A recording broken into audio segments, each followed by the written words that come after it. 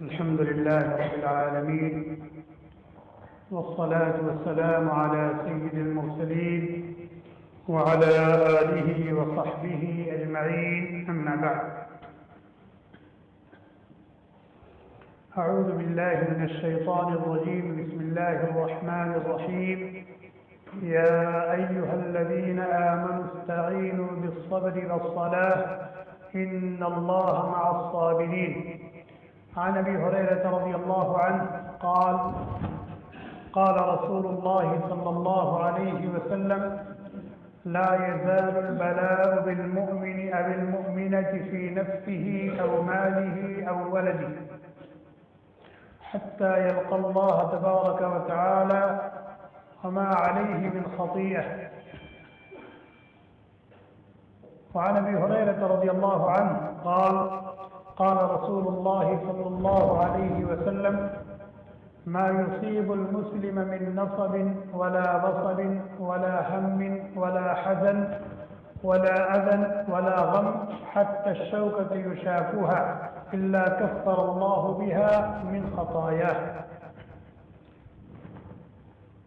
وعن أنس رضي الله عنه قال: قال رسول الله صلى الله عليه وسلم: إن عظم الجزاء مع عظم البلاء، وإن الله تعالى إذا أحب قوما ابتلاهم فمن رضي فله الرضا ومن سقط فله السخط. رواه الترمذي. وقال رسول الله صلى الله عليه وسلم: إن العبد، میرے دینی بھائیوں، اللہ تبارک و تعالی نے ہمیں اس دنیا میں بھیجا ہے اور اس دنیا میں ہر ایک کے ساتھ دو طرح کے احوال پیش آتے ہیں، خوشی کے اور غمی کے۔ فقر و فاقہ اور تندرستی ہے تو فراخی اور مالداری بھی ہے، صحت اور تندرستی ہے تو بیماری بھی ہے۔ غرض خوشی کے بھی حالات ہوتے ہیں، رنج و غم کے بھی حالات ہوتے ہیں، اور دونوں حالات کے لیے الگ الگ وظیفہ ہے۔ اگر انسان صحت کے ساتھ ہے، راحت کے ساتھ ہے، خوشی کے ساتھ ہے، عزت اور شہرت کے ساتھ ہے، تو یہ اس کے لیے مقام شکر ہے، یہ اس حالت کا وظیفہ ہے۔ اور اس موضوع سے متعلق گزشتہ جمعہ کو تفصیلی گفتگو ہو چکی ہے۔ اور اگر حالات ایسے ہیں جو مزاج کے خلاف ہیں، جن کو انسان پسند نہیں کرتا، جس کو کہا جاتا ہے ناموافق حالات، صحت کے بجائے بیماری ہے، مالداری کے بجائے فقر و فاقہ اور تندرستی ہے، اور اس کا تعلق چاہے انسان کی اپنی ذات سے ہو، چاہے اس کے اہل و عیال سے ہو، چاہے یہ آزمائش اور امتحان اس کے مال و دولت سے متعلق ہو، یہ ناموافق حالات کہے جاتے ہیں جن کو انسان پسند نہیں کرتا۔ کوئی نہیں چاہتا کہ وہ بیمار ہو، کوئی نہیں چاہتا کہ وہ فقیر اور تندرست ہو، کوئی نہیں چاہتا کہ وہ رسوا اور ذلیل ہو، کوئی نہیں چاہتا کہ اس کے اعزاء اور اقارب میں کوئی بیمار ہو، کوئی نہیں چاہتا کہ اس کی نوکری چھوٹ جائے۔ یہ ناموافق حالات، ان حالات کے لیے اللہ تعالیٰ نے الگ وظیفہ دیا اور فرمایا کہ جب اس طرح کے حالات ہوں تو اللہ تعالیٰ سے مدد طلب کیا کرو، نماز پڑھ کر اور دامن صبر و رضا کو مضبوطی کے ساتھ تھام کر، نماز پڑھ کر اللہ سے مدد چاہو ان ناموافق حالات سے نمٹنے کے لیے، اور دامن صبر و رضا کو مضبوطی سے تھام کر، اللہ کا حکم سمجھ کر، اللہ کی مرضی پر راضی رہتے ہوئے، اور یہ سمجھتے ہوئے کہ یقیناً اس میں میرے لیے کوئی بھلائی ہے، خیر ہے، اس لیے اللہ تعالیٰ نے مجھے ان حالات میں ڈالا۔ صبر کسے کہتے ہیں کہ جو حالات آئے ہیں ان کو اللہ کی طرف سے سمجھے، اللہ کی طرف سے سمجھے، اور یہ سوچے کہ میرے لیے اس وقت یہ حالت بہتر ہے، اس لیے اللہ تعالیٰ نے مجھے اس حالت میں ڈالا۔ اللہ تعالیٰ اپنے بندوں اور اپنی بندیوں کے تعلق سے بڑے شفیق ہیں، بڑے مہربان ہیں۔ اللہ تعالیٰ کبھی اپنی کسی مخلوق کا برا نہیں چاہتے۔ اور آدمی شکوہ شکایت میں اپنی تقدیر کو اور اپنی قسمت کو کوسے نہیں اور اپنے آپ کو ملامت نہ کرے، بلکہ ان حالات کو اللہ کی طرف سے سمجھ کر کے اس کو برداشت کرے اور اللہ تعالیٰ سے خیر کی دعا مانگے اور اللہ تعالیٰ سے اجر و ثواب کی امید رکھے۔ یہ ہے صبر کے ذریعے سے مدد چاہے اور نماز کا اہتمام کرے۔ ترمذی شریف کی روایت ہے، ابو داؤد شریف میں بھی ہے، حضرت حذیفہ رضی اللہ تعالیٰ عنہ کہتے ہیں کہ نبی کریم صلی اللہ علیہ وسلم کے سامنے جب کوئی مشکل آتی تھی تو آپ نماز کی طرف متوجہ ہو جاتے، اذا حزبہ امر فزع الی الصلاۃ، جب کوئی مشکل پیش آتی تھی، جب کوئی پریشانی ہوتی تھی، ناموافق حالات ہوتے تھے تو آپ نماز کی طرف متوجہ ہو جاتے تھے اور نماز کے ذریعے سے ان ناموافق حالات سے اللہ تعالیٰ سے مدد چاہتے۔ یہی بات اللہ تعالیٰ نے قرآن میں فرمائی، یا ایھا الذین آمنوا، اے ایمان والو، اگر ناموافق حالات ہو استعینوا بالصبر والصلاۃ، تو صبر اور نماز کے ذریعے سے اللہ سے مدد چاہو۔ اور اگر تم نے ایسا کیا بجائے ہائے وائے کرنے کے، شور و غل کرنے کے، اپنے مقدر کو کوسنے اور ملامت کرنے کے اور ادھر ادھر شکوہ شکایت کرنے کے، اگر تم نے ایسا کیا کہ صبر کے دامن کو مضبوطی سے تھامے رکھا اور نماز کے ذریعے سے اللہ کی طرف متوجہ رہے، انعام کیا ملے؟ ان اللہ مع الصابرین، اللہ تعالیٰ کی معیت نصیب ہوگی، اللہ تعالیٰ کی معیت نصیب ہوگی کہ اللہ تعالیٰ زندگی کے ہر موڑ اور ہر قدم پر تمہارے ساتھ ہو، اور جس کے ساتھ اللہ ہو جائے اس کو اور کیا چاہیے؟ چند اعمال ایسے ہیں کہ جن پر یہ انعام ملے گا، کیا؟ اللہ کی معیت، اللہ کا ساتھ، اللہ کی تائید اور نصرت، اللہ تعالیٰ کی حمایت اور حفاظت۔ ان اللہ مع الصابرین، یہ انعام تم کو ملے گا۔ اور کیا انعام ملے گا؟ انما یوفی الصابرون اجرهم بغیر حساب، کہ صبر کرنے والوں کو، ناموافق حالات پر جمے رہنے والوں کو، صبر کرنے والوں کو بے حساب اجر دیا جائے گا۔ بے حساب کا مطلب یہ ہے کہ اس کا حساب نہیں لگایا جا سکتا، اس کو گنا نہیں جا سکتا، اس کو تولا نہیں جا سکتا، اس کو ناپا نہیں جا سکتا۔ آج کا دور تو الیکٹرانک دور ہے، ملیار کے حساب میں آ جاتے کہ نہیں؟ کوئی چیز کتنی زیادہ کیوں نہ ہو لیکن وہ حساب میں آ جاتی ہے۔ ایک مرتبہ کیلکولیٹر پہ انگلی چڑھائی اور اللہ کے سامنے رکھ دیا۔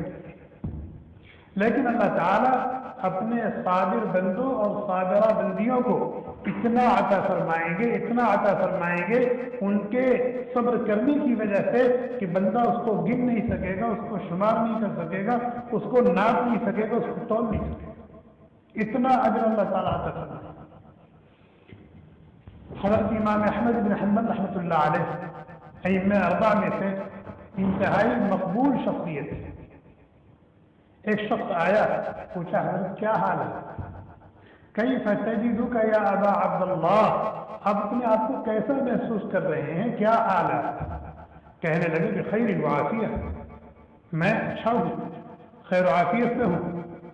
تو اس نے پوچھا هل حممت البارحہ، کل آپ کو بخار آ گیا تھا، کل آپ بیمار تھے؟ حضرت ناراض ہو گئے، اس کا یہ سوال سن کر کے ناراض ہو گئے۔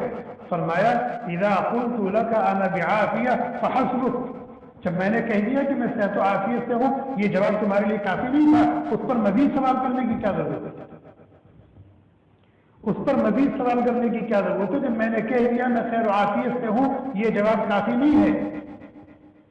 لا تخرجنی الی ما اکرہ، جس چیز کو میں بیان نہیں کرنا چاہتا، اپنی زبان پر لانا نہیں چاہتا، اس کو بیان کرنے پر مجھے کیوں مجبور کر رہے ہو؟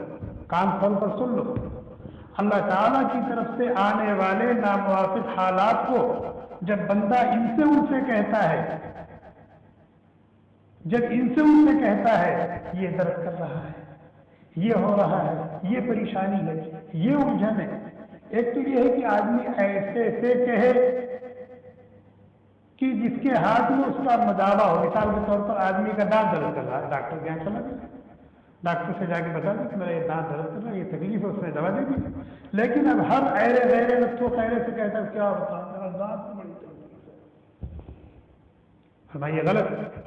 جو آدمی اللہ تعالیٰ کی طرف سے آنے والے نامناسب حالات کو خواہ مخواہ کے لیے ہر ایرے غیرے سے کہتا پھرتا ہے, اللہ تبارک و تعالیٰ اس سے ایک بہت بڑی نعمت چھین لیتے ہیں.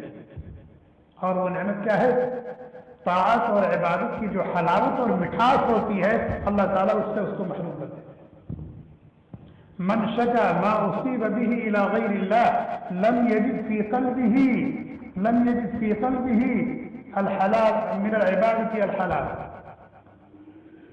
کہ وہ اپنے دل میں نماز کی لذت نہیں پائے گا. قرآن کریم پڑھے گا لیکن بے کیف ہو, ذکر کرے گا دل نہیں لگے گا.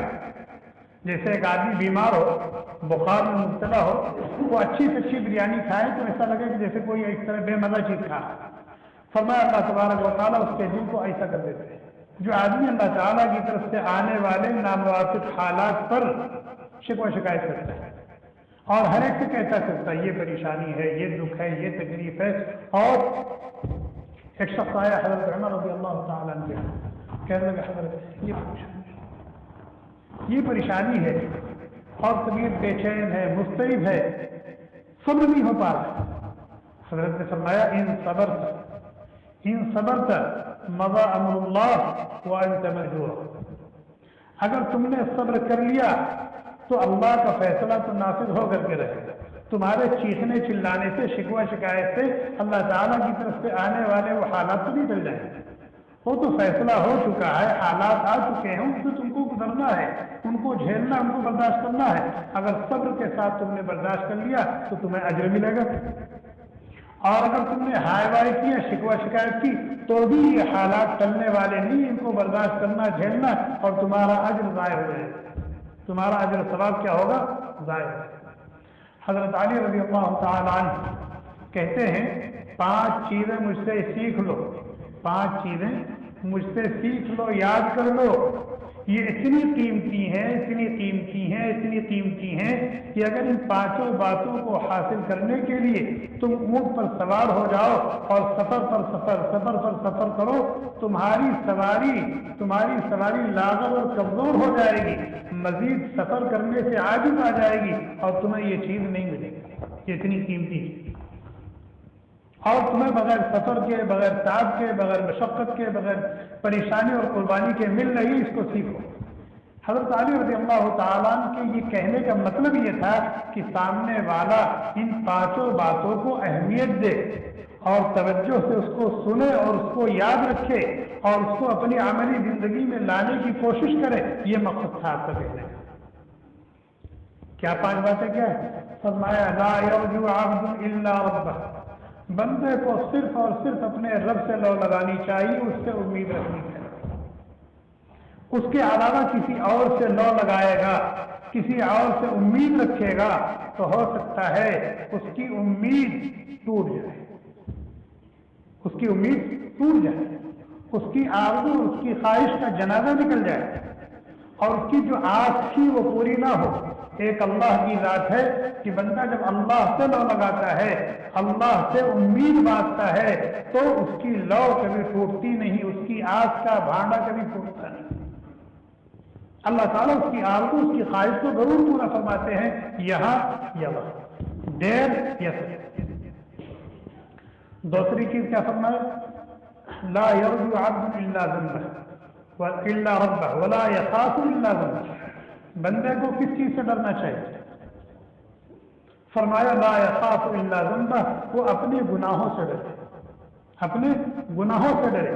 گناہ ایک ایسی چیز ہے کہ انسان کی دنیا بھی تباہ ہو جاتی ہے اور آخرت بھی تباہ ہو جاتی ہے. انسان کی دنیا بھی تباہ ہو جاتی ہے, آخرت بھی تباہ ہو جاتی ہے. اس لیے انسان کو ہر وقت اور ہر گھڑی اپنے گناہوں سے ڈرتے رہنا چاہیے, گناہ کرنے سے بچتے رہنا چاہیے, اور جو گناہ ہو چکے ہیں اس سے معافی مانگتے رہنا چاہیے, استغفار دیتے رہنا چاہیے. جو گناہ ہو چکے ہیں اس کے لیے معافی مانگتے رہنا چاہیے، استغفار کرتے رہنا چاہیے اور آئندہ زندگی میں گناہوں سے بچتے رہنا چاہیے۔ فرمایا یہ انتہائی قیمتی نصیحت، لا یخاف الا ذنب۔ اور تیسری بات کیا فرمائی؟ لا یستحیی جاہل ان یسأل عما لا یعلم۔ اگر تمہیں دین کی کوئی بات نہیں معلوم ہے تو تمہیں وہ بات جاننے میں، پوچھنے میں حیا نہیں کرنی چاہیے۔ دین کا کوئی مسئلہ ہو، دین کا کوئی علم ہو، دین کی کوئی بات ہو، اگر تمہیں وہ معلوم نہیں ہے تو پھر اس کو معلوم کرنے میں، کسی سے پوچھ لینے میں تمہیں حیا نہیں کرنی چاہیے۔ اور اگر حیا کرو گے تو دین کے اس شعبے سے ناواقف اور جاہل ہوتے ہوئے دنیا سے چلے جائے۔ ہو سکتا ہے اللہ تعالیٰ سے پوچھ لیا جائے کہ دین کا یہ حکم تھا، تم نے کیوں نہیں کیا؟ دین کی یہ بات تھی، میرا یہ پیغام تھا، میرا یہ حکم تھا، تم نے اس کو سیکھا کیوں نہیں، تم نے اس کو حاصل کیوں نہیں کیا؟ اس لیے اگر عمل کا موقع آ جائے اور جس پر عمل کرنا ہے اس کا طریقہ اور اس کا حکم آپ کو نہیں معلوم ہے تو پوچھ لینا چاہیے، حیا نہیں کرنا چاہیے۔ چوتھی بات فرمایا لا یستحیی عالم عما لا یعلم ان یقول اللہ عالم۔ کوئی عالم حیا نہ کرے اس بات سے کہ ایک بات اس کو نہیں معلوم ہے تو وہ کہہ دے کہ اللہ عالم، مجھے نہیں معلوم۔ یہ نہیں کہ کھینچ تان کر کے آگے پیچھے کر کے الٹا سیدھا بتانے کی فکر کرے کہ نہیں بتاؤں گا تو سامنے والا کہے گا کیسے مفتی صاحب ہیں، کیسے مولانا صاحب ہیں، ان کو یہ بات نہیں معلوم ہے، یہ مسئلہ نہیں معلوم ہے۔ فرمایا نہیں، اگر کوئی سائل آتا ہے دین کے بارے میں کچھ پوچھتا ہے اور تمہیں نہیں معلوم ہے تو تمہیں یہ کہنے میں حیا نہیں آنی چاہیے کہ مجھے نہیں معلوم، مجھے نہیں معلوم ہے، اللہ کو معلوم ہے، اللہ کے کسی اور بندے سے پوچھ لو، فلاں سے پوچھ لو، فلاں سے پوچھ لو، فلاں کے پاس چلے جاؤ، یا میں کتاب دیکھ کر کے بتا دوں گا، یا میں کسی سے پوچھ کر کے بتا دوں گا، بہرحال اس وقت مجھے نہیں معلوم۔ فرمایا اس میں حیا نہیں کرنی چاہیے۔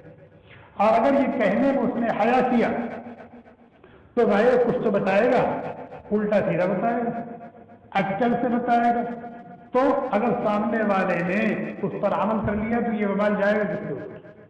اگر اس نے غلط بتا دیا، علم نہیں تھا اور یوں ہی اندازے سے کوئی بات کہہ دی، سامنے والا عمل کرنے لگا اور وہ بات غلط تھی تو اس کا وبال کس پر جائے گا؟ آگے اس نے کسی کو بتا دیا، وہ عمل کرنے لگا، اس نے کسی کو بتا دیا، وہ عمل کرنے لگا، تو یہ سارا وبال کس کے اوپر جائے گا؟ اس بتانے والے کو۔ اور پانچویں بات فرمایا والصبر من الایمان بمنزلۃ الرأس من الجسد۔ دین میں صبر کا مقام و مرتبہ ایسے ہی ہے جیسے اس جسم میں سر کا۔ اس جسم میں سر کی کیا حیثیت ہے؟ اگر یہ سر اس جسم سے الگ کر دیا جائے تو اس جسم کی کوئی قیمت ہے؟ اس جسم کی کوئی قیمت ہے؟ فرمایا اسی طرح سے اگر کوئی بے صبرہ ہے تو اس کے دین و ایمان کی کوئی قیمت نہیں، اس کا کوئی بدل نہیں، اس کا کوئی اعتبار نہیں۔ اگر آدمی صفت صبر سے متصف نہیں، ناموافق حالات پر وہ دامن صبر و رضا کو مضبوطی سے نہیں تھام لیتا تو سمجھ لو کہ اس کا ایمان، اس کی کوئی حقیقت نہیں، اس کا کوئی وزن نہیں، اس کی کوئی قیمت نہیں۔ اور فرمایا لا ایمان لمن لا صبر لہ، جس کے اندر صبر نہیں ہے اس کے پاس ایمان ہی نہیں۔ اس سے پہلے عرض کیا گیا تھا کہ ایمان کے دو جز ہیں، ایمان کے دو جز ہیں، صبر اور شکر۔ گویا کہ نصف ایمان یہ صبر ہے، صبر نصف ایمان ہے اور شکر نصف ایمان ہے، اور جو آدمی صفت صبر و شکر سے متصف ہے وہ کامل الایمان ہے، اور جس کے اندر شکر ہے صبر نہیں ہے وہ ناقص الایمان ہے۔ جس کے اندر صبر ہے شکر نہیں ہے وہ ناقص الایمان ہے، اور جس کے اندر نہ صبر ہے نہ شکر ہے وہ بے ایمان ہے، وہ بے ایمان ہے۔ یہ بہت اہم مسئلہ ہے صبر۔ حضرت ابو ہریرہ رضی اللہ تعالی عنہ کہتے ہیں کہ جب بندے کو کوئی تکلیف پہنچتی ہے، کوئی دکھ پہنچتا ہے، کوئی رنج اور غم پہنچتا ہے، حتیٰ کہ اگر کوئی کانٹا چبھ جائے، حتی الشوکۃ یشاکوہا، یہاں تک کہ اس کو کوئی کانٹا چبھ جائے، کانٹا چبھنے میں کتنی تکلیف ہوتی ہے۔ فرمایا ان ناموافق حالات کو، ان پریشانیوں کو اللہ تبارک و تعالیٰ اس کی گناہوں کی معافی کا ذریعہ بنائے، इल्ला कफ़्फ़र अल्लाहु बिहा मिन ख़तायाह, कि इस तकलीफ की वजह से, इस रंज की वजह से अल्लाह तबारक व तआला उसके गुनाहों को माफ़ फरमा देते। एक और हदीस भी पढ़ी गई कि ईमान वाले के साथ, ईमान वाली के साथ मुसलसल हालात, एक परेशानी दूर हुई, दूसरी दूर हुई, तीसरी आ गई, तीसरी दूर हुई, चौथी आ गई, लेकिन ये ईमान वाला, ये ईमान वाली मर्ज़ी मौला पर राज़ी, दामन सब्र और रज़ा को मजबूती से थामे हुए, कहते ही इतना खुश नसीब है कि दुनिया से जाएगा तो उसके नामे अमल में गुनाह नाम की कोई चीज़ रहेगी, गुनाह नाम की कोई चीज़, हत्ता यल्क़ल्लाह तआला वमा अलैहि मिन ख़तीआ, वो दुनिया से जाएगा तो बिल्कुल पाक और गुनाहों से धुला हुआ सिर्फ नेकियों का ज़ख़ीरा लेकर के दुनिया से जाएगा। और ये नेमत उसको कैसे हासिल हुई? इन नामुवाफ़िक़ हालात पर सब्र करने की वजह से। कान में दर्द हो गया, इलाज करेगा, इलाज करना ये बेसब्री की अलामत नहीं है, लेकिन हाय वाय नहीं करे, शिकवा शिकायत नहीं करे, सब्र। इस पर सब्र करने की वजह से न जाने कितनी नेकियां उसके नाम अमल में लिखी, और न जाने कितने गुनाह उसके माफ हो गए, न जाने कितने दर्जे उसके बुलंद हो गए। इसीलिए नबी करीम सल्लल्लाहु अलैहि वसल्लम जब किसी मरीज की इयादत के लिए जाते थे, उसके मिजाज कुर्सी के लिए जाते थे, तो क्या दुआ देते थे? ला बअस तहूर इंशाअल्लाह, घबराओ नहीं, ये जो परेशानी है, ये जो दुख है, ये तकलीफ है, तुम्हारी गुनाहों की माफ़ी का, तुम्हारी तहारत और पाकी का जरिया बने। और सबसे ज्यादा गुनाह जिस बीमारी में माफ होते हो, बुखार इसलिए कि बुखार से इंसान का पूरा वजूद मुतासिर होता है, जाहिर भी, बातिन भी, सर भी, पैर भी, पेट भी, पीठ भी, जिस्म का एक एक उज़्व टूट जाता है।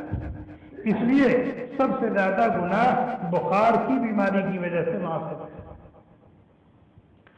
एक और हदीस है, अल्लाह के नबी अलैहिस्सलाम ने फरमाया, इन्ना अज़मल जज़ा मा अज़मिल बला, आजमाइश, इम्तिहान जितना बड़ा होता है, अज्र व सवाब और बदला भी उसी हिसाब से मिलता है।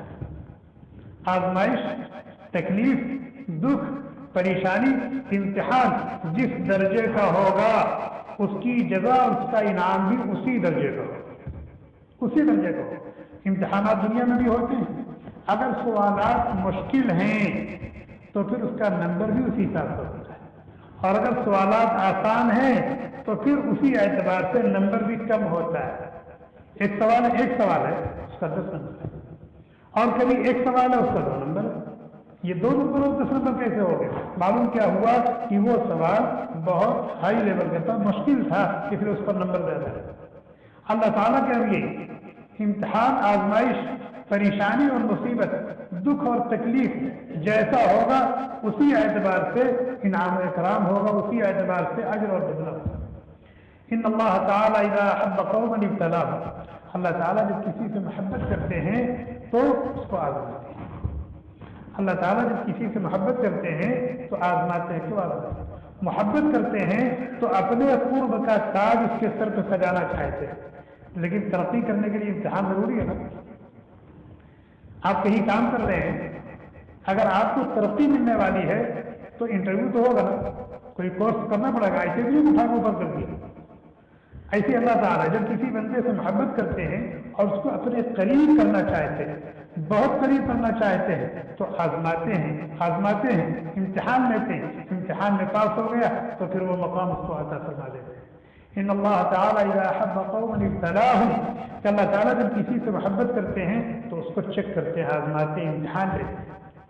फमन रदिया फलहु रिज़ा, जो अल्लाह ताला की इस आजमाइश पर, इस इम्तिहान पर जमा रहा, अल्लाह ताला उसके बदले में अल्लाह ताला की रज़ा और खुशनुदी और अल्लाह ताला का क़ुर्ब हासिल हो जाता है। वमन सक़िता फलहु सुख़्त, और जो फेल हो गया, हाय वाय करने लगा, परेशानियों ने ऐसा लगता है मेरा ही दरवाजा देख रखा और मेरा पड़ोसी देखो हर वक्त खुश ऐश और खुशहाल रहता, जैसे लगता है कि उसका दरवाजा, उसका घर परेशानियों को मालूम ही। इस तरह के जुमले लोग कह देते हैं। तो फिर वो इम्तिहान में फेल हो गया, और फेल होने वाले को क्या मिलता है? लड्डू, 0 मिलता है। और यहाँ अल्लाह ताला की नाराजगी मिलेगी। क्या मिलेगी? اللہ تعالیٰ کی ناراضگی ملے گی، اللہ تعالیٰ کا غضب اور غصہ ملے گا۔ میں دارالعلوم میں پڑھتا تھا، میرا استاد ابھی جلد ہی ان کا انتقال ہوا، اللہ تعالیٰ ان کو غریق رحمت فرمائے، حضرت مولانا عبدالحق صاحب شیخ الحدیث دارالعلوم دیوبند۔ تو پڑھنے کے زمانے میں میری طبیعت خراب ہوئی اور بہت زیادہ خراب رہنے لگی کہ جتنی محنت آدمی کو کرنا چاہیے، پڑھنا چاہیے، میں نہیں کر پاتا تھا۔ اس کی وجہ سے قلق بہت رہتا تھا، دکھ بہت رہتا تھا۔ تو میں ایک مرتبہ پریشان ہو کر کے ان کے پاس گیا، میں نے کہا حضرت طبیعت بہت خراب رہتی ہے اور بڑی بے چینی رہتی ہے، میں محنت نہیں کر پاتا۔ تو توجہ سے انہوں نے میری بات سنی اور اس کے بعد ہنس کے فرمایا کہ مولوی صاحب چھیڑ چھاڑ اپن وہیں سے ہوتی ہے، اللہ تعالیٰ آپ کو اپنا سمجھتے ہیں، اپنا بنانا چاہتے ہیں، اس لیے آپ کو بیمار کر لیے، پریشان ہونے کی ضرورت نہیں۔ ان کا یہ جملہ عجیب انداز سے انہوں نے کہا، عجیب انداز سے انہوں نے کہا، ایسا لگتا تھا کہ بیماری کا سارا بوجھ اسی وقت اتر گئے۔ اور آج تک بیماری آتی ہے، پریشانی آتی ہے، لیکن بے صبری کی کیفیت آج تک کبھی نہیں پیدا ہوئی۔ یہ آدمی بالکل بے چین ہو جائے، مضطرب ہو جائے اور صبر کا دامن ہاتھ سے چھوٹنے لگے، اس طرح کی کیفیت الحمدللہ آج تک کبھی نہیں ہوئی۔ اور جب بھی اس طرح کا موقع آتا ہے، ابھی جیسے بیان ہو رہا ہے، ان کی بات یاد آ رہی، پہلے نہیں آتی، ابھی بیان اسی موضوع پر ہو رہا ہے، ان کی بات یاد آ رہی، ساری باتیں تفصیل سے میری سنی، میرا سارا دکھ سنا، مسکرا کے ایک بات کہی کہ ہمارے ساتھ چھیڑ چھاڑ تو نہیں ہوتی ہے، اللہ تعالیٰ آپ کو اپنا سمجھتے ہیں اور اپنا بنانا چاہتے ہیں، آپ کو نہیں مان کیا، اس میں پریشان ہونے کی کیا ضرورت ہے؟ تو آدمی کو یہ سوچنا چاہیے، اور یہ سوچنا چاہیے وہ اللہ جس نے 10 سال 20 سال گزر گئے، کبھی بخار نہیں آیا، کبھی کوئی بیماری نہیں آئی، کبھی کوئی پریشانی نہیں آئی، نعمتوں ہی میں رہے، اس اللہ نے آج تھوڑا سا آزمائش میں ڈال دیا تو ہم اتنے بے صبر ہو رہے، اتنے بے چین ہو رہے، اتنے پریشان ہو رہے۔ حدیث میں آتا ہے کہ بسا اوقات ایسا ہوتا ہے کہ اللہ تعالیٰ نے آخرت میں بندے کے لیے بہت اونچا درجہ متعین کر رکھا ہے، بہت اونچا درجہ متعین کر رکھا، لیکن بندہ اپنے عمل کے ذریعے سے اس درجے تک نہیں پہنچ سکتا۔ اللہ تعالیٰ کی طرف سے اس بندے کے لیے بہت اونچا درجہ متعین، بہت اونچا مقام، لیکن اپنے عمل کے ذریعے سے یہ اس درجے تک نہیں پہنچ سکتا۔ تو اللہ تعالیٰ کیا کرتے ہیں؟ حالات کی بھٹی میں اس کو ڈال دیتے ہیں، حالات کی بھٹی میں ڈال دیتے ہیں اور اس کو صبر کی توفیق عطا فرما دیتے ہیں اور پھر اس کو اس مقام مرتبے تک پہنچا دیتے ہیں۔ اس لیے کہ جیسے آدمی نماز پڑھ کر کے ترقی کرتا ہے، روزہ رکھ کر کے ترقی کرتا ہے، تلاوت کر کے صدقہ و خیرات کر کے حج اور عمرہ کر کے ترقی کرتا ہے، اللہ کا قرب حاصل کرتا ہے اور اونچے اونچے درجات کا مستحق ہوتا ہے، اسی طریقے سے ناموافق حالات پر صبر کر کے، ناموافق حالات پر صبر کر کے، اچھے اور مزاج کے مطابق حالات پر شکر کر کے بھی بندہ اونچے اونچے درجے حاصل کرتا ہے، اللہ کا محبوب اور مقرب بنتا ہے۔ تو یہ 2 بیساکھیاں آدمی نے دی، اللہ تعالیٰ نے ہمیں دی، 2 بیساکھیاں اللہ تعالیٰ نے ہمیں دی ہیں تاکہ جب اس طرح کا موقع آئے تو ہم گرنے نہ پائیں، ان بیساکھیوں کا سہارا لیں۔ اگر نعمتوں میں ہیں، خوش عیشی اور خوشحالی میں ہیں تو اللہ تعالیٰ نے شکر کی بیساکھی دے دی ہے کہ اس پر سہارا لے لینا ورنہ قارون کی طرح پھسل جاؤ گے، اس پر سہارا لے لینا ورنہ قارون کی طرح سے کیا کرو گے؟ پھسل جاؤ گے۔ اور اگر ناموافق حالات ہیں تو صبر کی بیساکھی دے دی، صبر کی بیساکھی دے دی ہے کہ اس پر سہارا لے لو، ایسا نہ ہو کہ امتحان میں فیل ہو جائے، ایسا نہ ہو کہ امتحان میں فیل ہو جائے۔ تو فلا واستعینوا بالصبر والصلاۃ، ناموافق حالات پر اللہ تعالی ناموافق حالات پر دامن صبر کو مضبوطی سے تھام لو اور نماز کے ذریعے سے اللہ کی طرف متوجہ ہو۔ ایک اور حدیث چھوٹی سی، اسے کہ یہ حالات بھی آتے ہیں، یہاں جتنے لوگ بیٹھے ہیں میرا خیال بہت کم لوگ ہوں گے جن کے کسی بچے کا انتقال نہ ہوا، جتنے لوگ بیٹھے ہیں بہت کم لوگ ہوں گے جن کے کسی بچے کا انتقال نہ ہوا۔ جب کسی کے بچے کا انتقال ہو جاتا ہے اور فرشتے اس بچے کی روح لے کر جاتے ہیں واپس، تو اللہ تعالیٰ سب کچھ جانتے ہیں، عالم الغیب والشہادہ ہے، یعلم خائنۃ الاعین وما تخفی الصدور ہے، لیکن جاننے کے باوجود بھی اللہ تعالیٰ فرشتوں سے پوچھتے ہیں قبضتم ولد عبدی، میرے بندے کے بچے کی روح تم نے قبض کر دی؟ فرشتے کہتے ہیں نعم، ہاں آپ کا حکم تھا۔ پھر اللہ تعالیٰ کہتے ہیں قبضتم ثمرۃ فؤادی، اس کے دل کا سکون تم نے چھین لیا۔ اولاد سکون ہوتا ہے جب میرے بندے کے دل کا سکون، اس کے دل کا چین اور راحت تم نے چھین لیا۔ فرشتے کہتے ہیں نعم ہے میرے اللہ، آپ کا حکم۔ اللہ تعالیٰ کہتے ہیں ماذا قال عبدی، جب میرے اس حکم کو تم نے نافذ کیا اور اس پر عمل کیا تو بتاؤ میرے بندے کا رد عمل کیا تھا، اس نے کیا کیا، اس نے کیا کیا؟ تو اگر بندے نے اس وقت اپنے آپ کو اپنے مولا کی مرضی پر راضی رکھا اور انا للہ و انا الیہ راجعون پڑھا تو فرشتے کہتے ہیں حمیدک واسترجع، بندے نے آپ کے فیصلے کو قبول کر لیا، آپ کی مرضی پر راضی رہا، انا للہ و انا الیہ راجعون پڑھا تو اللہ تعالیٰ کہتے ہیں ابنوا لعبدی بیتا فی الجنہ وسموہ بیت الحمد، جنت میں ایک محل تعمیر کرو اور اس محل کا نام رکھ دو بیت الحمد۔ بیت الحمد یہ بچے کے انتقال پر جس ماں باپ نے صبر کیا ہوگا یا آئندہ صبر کرے گا، اللہ تعالیٰ اجر کے طور پر اس کو ایک عالی شان محل اور بنگلہ عطا فرمائیں گے جنت میں۔ اور جب کوئی آدمی صبر کرتا ہے تو اس کو 3 نعمتیں نقد ملتی ہیں، اولئک علیہم صلوات من ربہم، اس کا تعلق مع اللہ بڑھ جاتا ہے، اس کا تعلق مع اللہ بڑھ جاتا ہے اور اللہ تعالیٰ کی خصوصی توجہ اور خصوصی رحمت اس کے اوپر ہوتی ہے، اور تادم آخر اللہ تعالیٰ اس کو راہ راست پر قائم رکھتے ہیں، تادم آخر اللہ تعالیٰ اس کو راہ راست پر قائم رکھتے ہیں، اس کو بھٹکنے نہیں دیتے، ایمان کے ساتھ اعمال کے ساتھ زندہ رکھتے ہیں، ایمان اور اعمال کے ساتھ اس کو دنیا سے اٹھاتے ہیں۔ یہ بہت بڑی نعمت، اس سے بڑی نعمت ہو کیا؟ اللہ تعالیٰ ہمیں کہنے سننے سے زیادہ عمل کرنے کی توفیق عطا فرمائے۔ خوشیوں میں جو وظیفہ اللہ نے ہمیں دیا ہے شکر کا، اور غمی میں، رنج میں، دکھ اور تکلیف میں جو وظیفہ دیا ہے صبر کا، اللہ تعالیٰ ان دونوں وظیفوں کو سمجھنے کی اور وقت آنے پر ان کو برتنے کی، ان پر عمل کرنے کی ہم سب کو توفیق عطا فرمائے۔ اللہ تعالیٰ اپنے فضل سے نعمتوں میں رکھ کر ہمیں شکر کی توفیق عطا فرمائے اور اپنے شاکر بندوں میں شامل فرما لے، اور نعمتوں میں، زحمتوں میں، پریشانیوں میں اللہ تعالیٰ ہمیں صبر کی توفیق عطا فرمائے اور اپنے صابر بندوں میں شامل فرما کر اپنا قرب اور اپنی محبت اور اپنی رضا عطا فرما دے۔ ہمارے اس کہنے اور سننے کو قبول فرمائیں، اپنی مرضیات پر چلائیں، نامرضیات سے بچائیں، دنیا میں ہمیں اپنا بنا کر رکھیں اور جب دنیا سے لے جائیں اپنا بنا کر لے جائیں۔ ان اعمال پر جن انعام و اکرام کا وعدہ اللہ نے فرمایا ہے، ان اعمال کو کرنے کی توفیق عطا فرما کر ان انعام و اکرام سے اللہ تعالی ہمیں نواز دے۔ سبحانک اللہم و بحمدک ونشہد ان لا الہ الا انت ونستغفرک ونتوب الیک۔